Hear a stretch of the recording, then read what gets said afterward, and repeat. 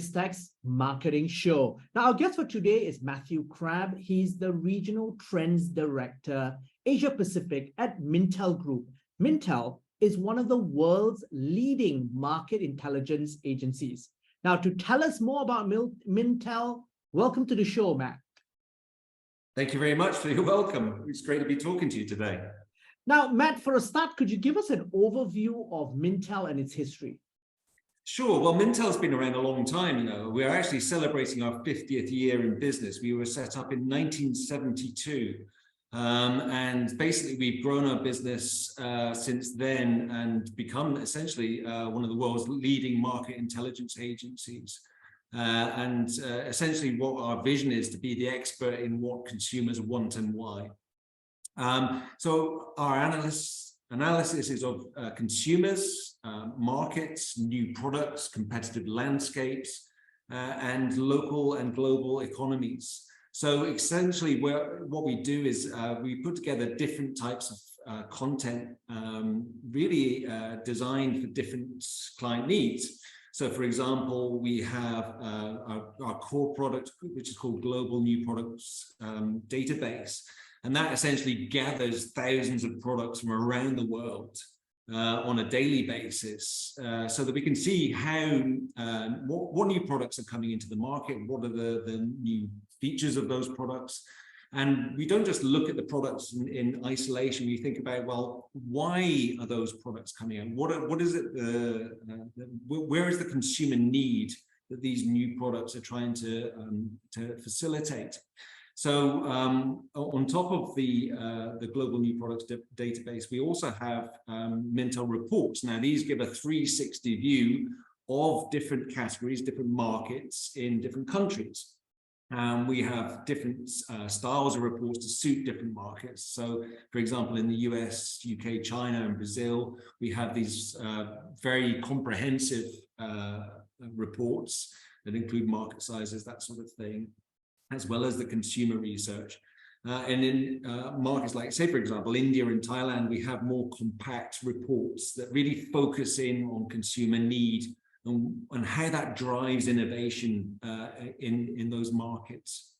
On top of that, we also look at specific categories. So we have platforms for beauty, personal care, and household. We have a platform for food and drink. My particular area of focus is on Mintel Trends. Now, that's very specifically looking at changes in consumer behavior for me in Asia Pacific, but we look globally.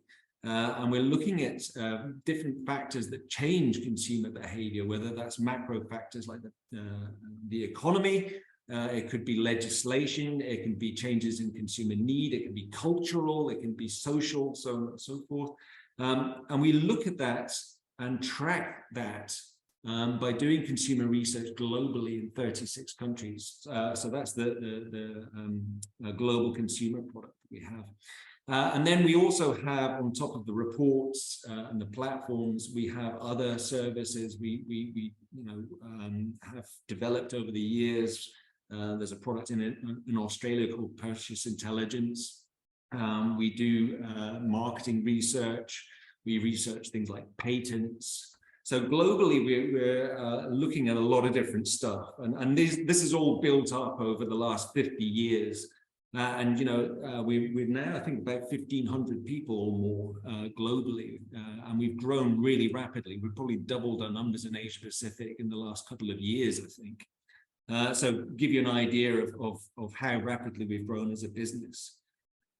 Now, Matthew, this is really interesting. Now, in terms of your customer base, I would assume that it's a mix of advertising agencies as well as direct clients as well. Yes, it is.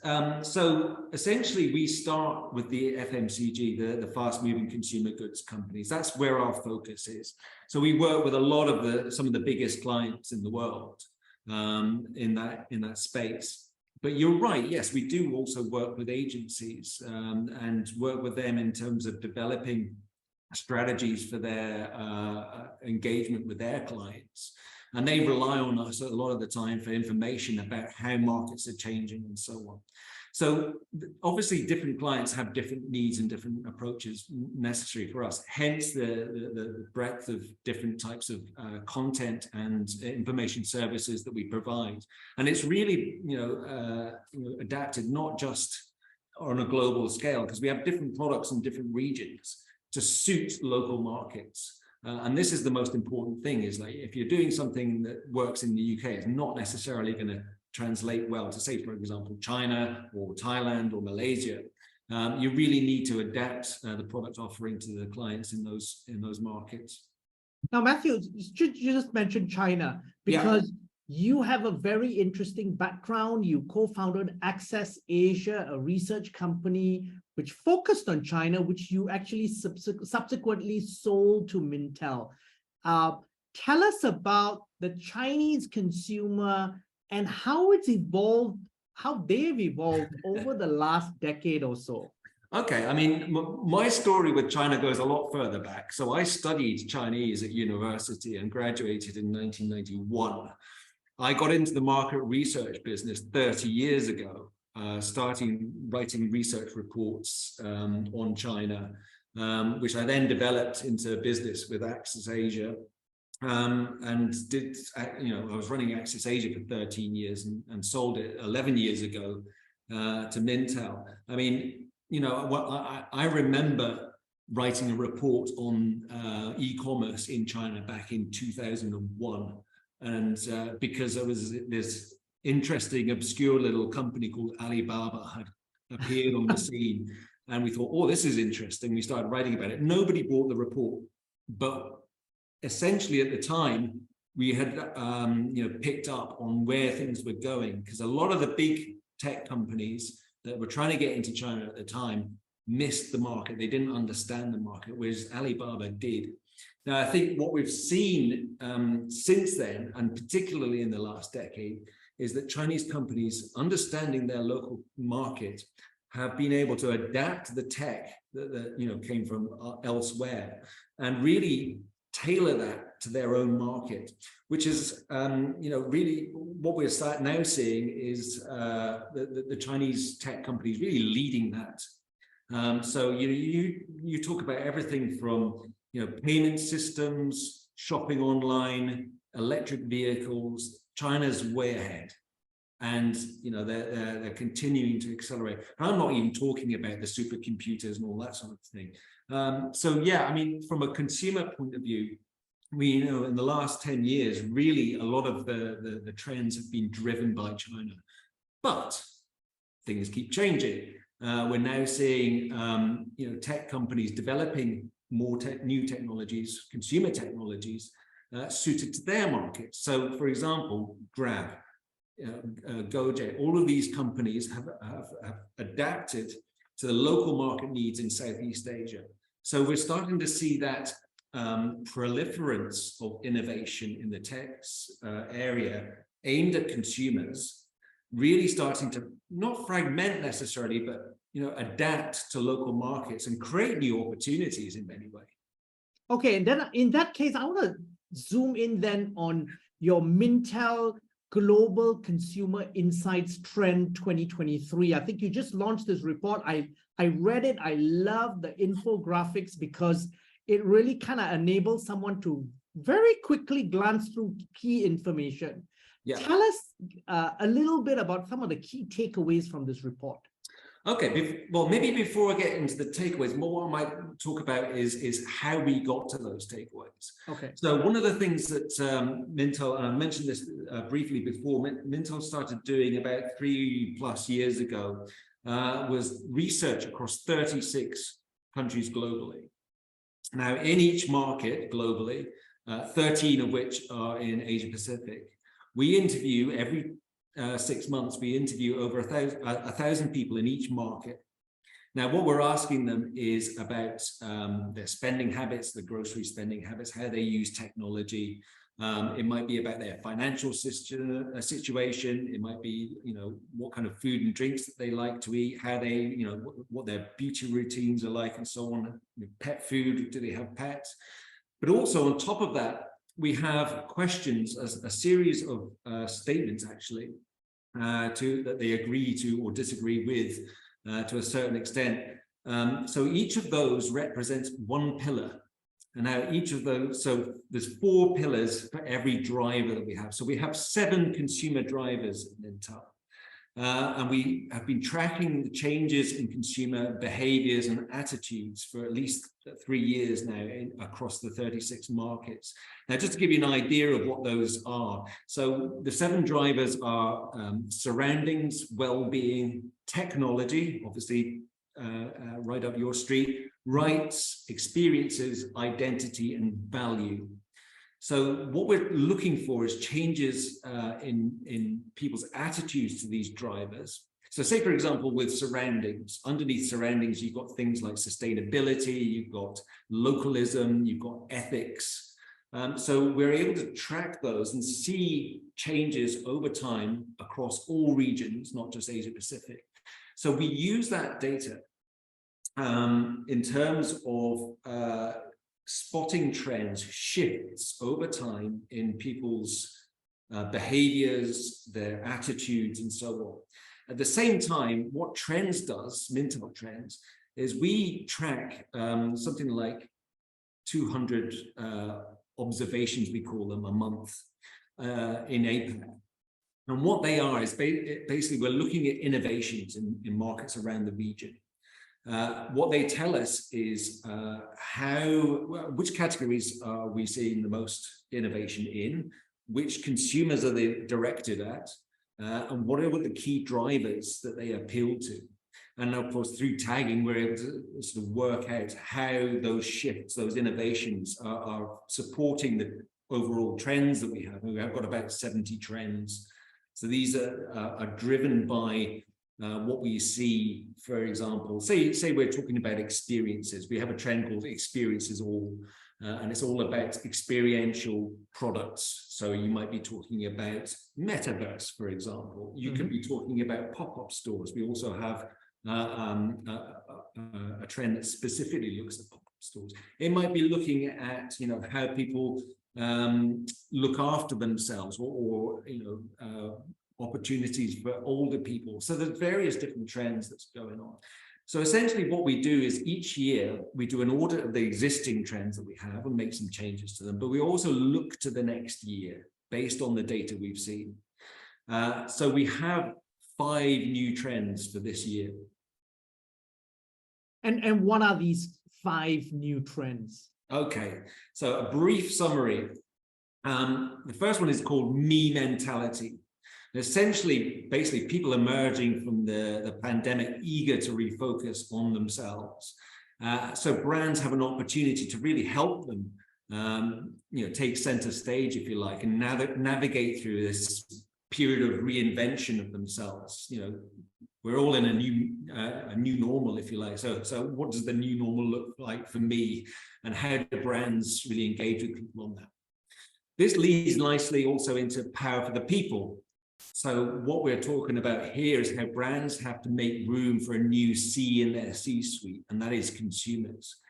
And it's all about how brands can collaborate with consumers. So it's around co-creation then. So yeah, exactly. It's taking innovation out of the lab and sharing it with consumers, creating co-creation, so that you're making, essentially, you're working with your consumers, so you're not going to have so many misses, hopefully, in terms of your innovation process, because you already know, because you've worked with consumers, you already know what they want and why. So that's power to the people. The other one is hyper fatigue.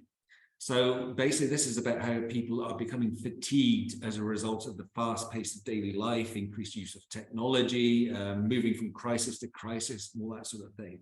So this is really about where brands can step in to help consumers deal with all of this stuff. And it's essentially sort of looking at mental health in particular, but also it's a very practical thing. It's like, well, how are people changing the way they live in order to sort of slow it all down, if you like. So essentially, there are many opportunities there for brands to sort of help people calm down, get better sleep, whatever it might be. So that's the third one. The fourth one is called international localism. So this is really about sort of addressing how much global uncertainty there is at the moment. You know, there's the economy, sustainability, supply chains, so on and so forth. And so what we're seeing is that there will be a greater movement towards protecting local resources and also boosting local businesses. Now, you can imagine this plays very much into the sustainability side of things, because it's encouraging brands to source locally, reduce their carbon footprint in terms of distribution, that sort of thing. But it's also about localism, supporting local communities, and therefore developing that relationship between brands and the markets that they serve. So it's more of a two-way street there. Matthew, can I ask you, and just to interrupt you for a bit, are you seeing the same trends within, and particularly with international localism, as you mentioned? Are you seeing that across the Asia Pacific region, or only in specific markets, perhaps in the region? We're seeing it across the region, but it's being expressed in very different ways in different markets, obviously down to local needs and so on. So, for example, since the pandemic in India, things like Ayurveda have become a really big thing.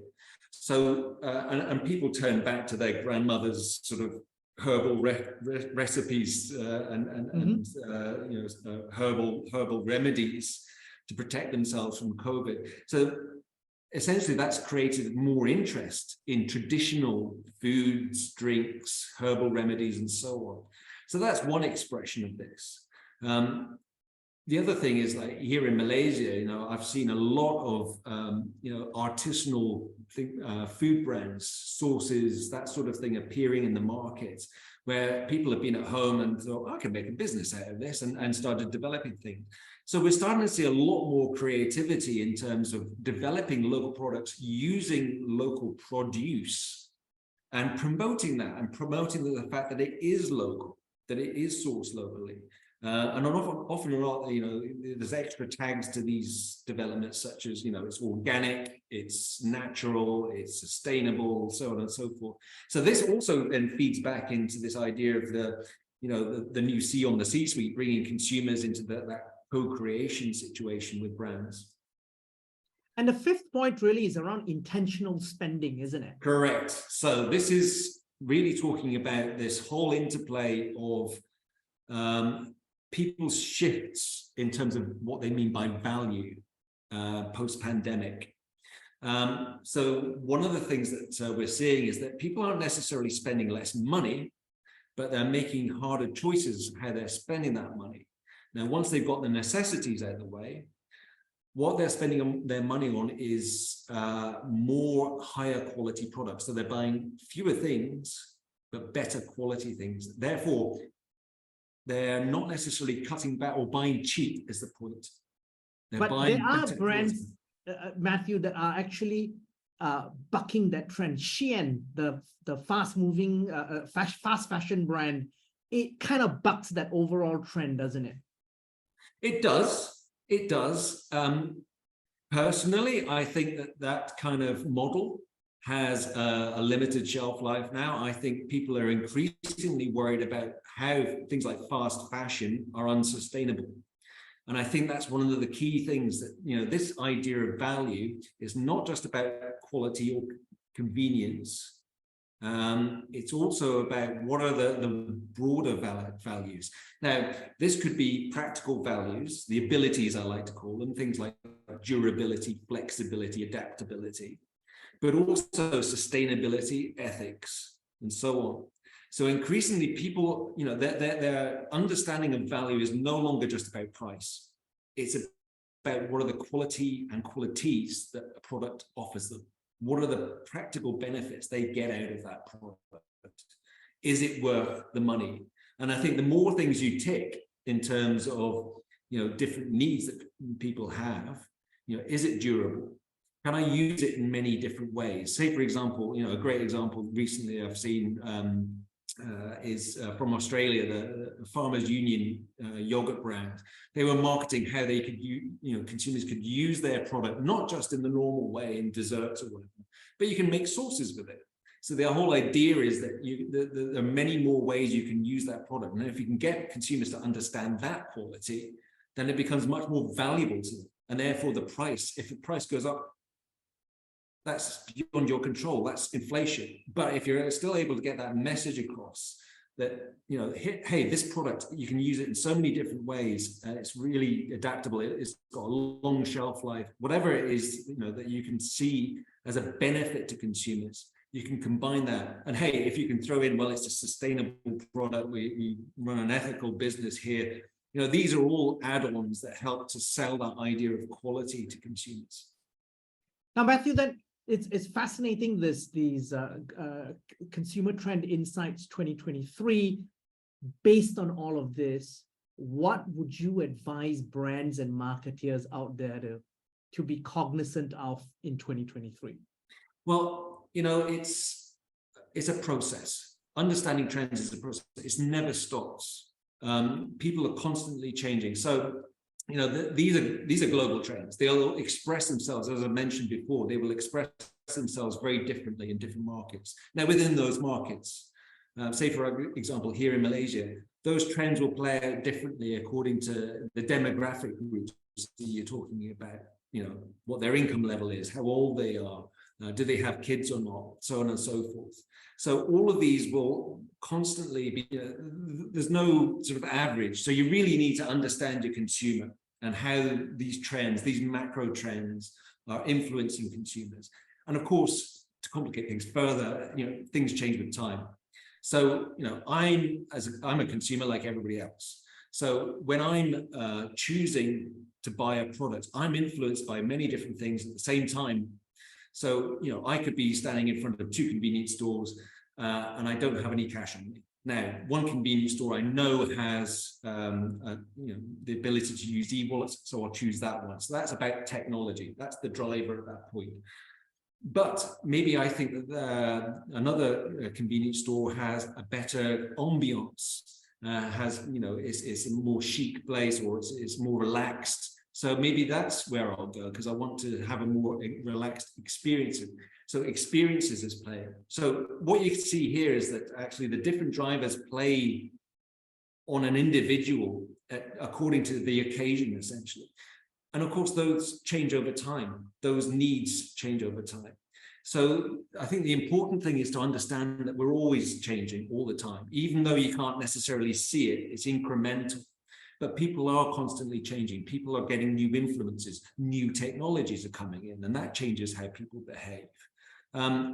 So all of the time, I think the key thing is to keep on looking at your consumers, trying to understand how they're changing, what their need states are, and how those needs are changing. It's a constant thing. It really is. And you know, if you take your eye off that, then you lose a vision of what's really going on the market and what, you know, the consumer really wants and why, essentially. Matthew, it's been a fascinating conversation, and I've really learned a lot. But before we leave, any final thoughts you'd like to leave the audience with? Well, you know, I work for a market research company. So, I mean, obviously I'm going to say, well, you know, come to us and do your market research, because that's the only way you'll know how to, you know, what consumers are, you know, how they're changing and their need states. But I think the fundamental is understanding, you know, we get a lot of people, you know, in our client companies coming to us and saying, well, what about the future? And that's what we're trying to predict. And the only way you can really understand the future is from the past and seeing the trends, the shifts over time. That's the important thing. If you're planning ahead, if you're in charge of strategy for your company, and you need to think, well, what's our product portfolio going to look like in 5 years' time? You need to do your research. You need to be able to look back, to look forward.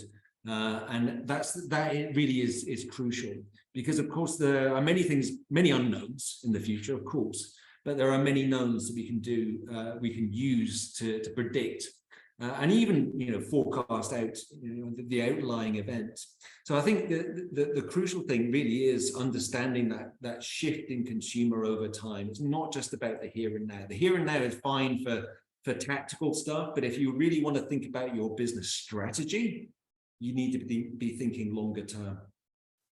And I think looking back to look forward is really a good piece of advice. Matthew, thank you very much for coming on the show. Thanks, Brian. We've been speaking to Matthew Crabb, the Regional Trends Director, Asia Pacific at Mintel Group. I'm Brian Fernandez, and this has been BizTech's Marketing Show. This interview will be on our website, www.biztech.asia, as well as our social media platforms.